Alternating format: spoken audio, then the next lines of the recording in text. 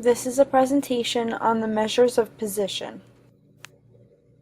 Percentiles divide sets of data into 100 equal parts, making 100% the basis of measure. A percentile is also known as the percentile rank.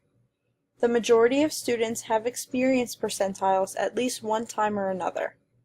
When graduating from high school, seniors are given their percentile rank based on the rest of their graduating class. When taking the SAT or ACT test, the test results are given back to the student in percentiles.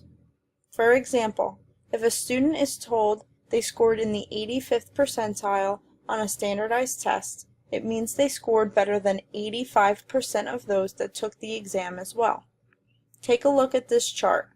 What percentile do you fall into? In a statistics class of 100 students, Kyle has the rank of 24th.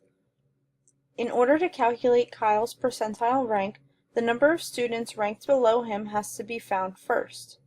So, 100 total students minus Kyle's rank of 24 equals 76. Then, 76 needs to be compared to 100, or 100% of the data. Therefore, 76 divided by 100 equals 0.76 or 76%. Kyle is in the 76th percentile. In a biology class of 30 students, Emily scored at the 70th percentile for the midterm exam. How many students scored lower than Emily?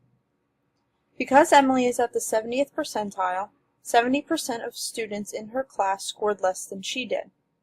70% equals 0.70. And 0.70 times 30 students equals 21.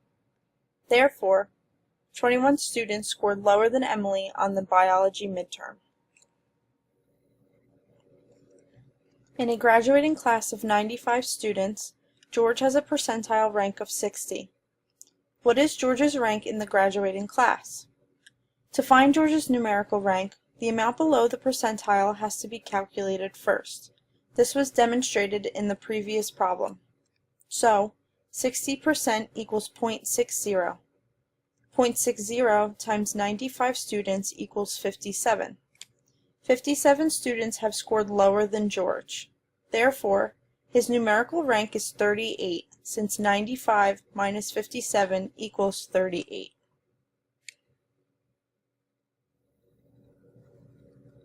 The scores of 8 students on a math quiz are 65, 72, 75, 83, 85, 87, 91, and 97.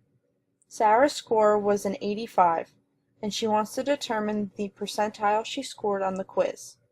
In order to calculate the percentile, the number of student scores below Sarah's need to be found.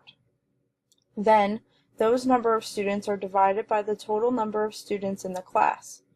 So, since there are 4 scores lower than hers, and there are 8 total students that took the quiz, 4 divided by 8 equals 0.50 times 100% equals 50%.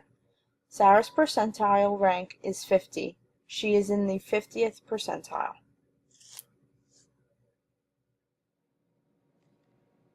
The 25th, 50th, and 75th percentiles are very unique.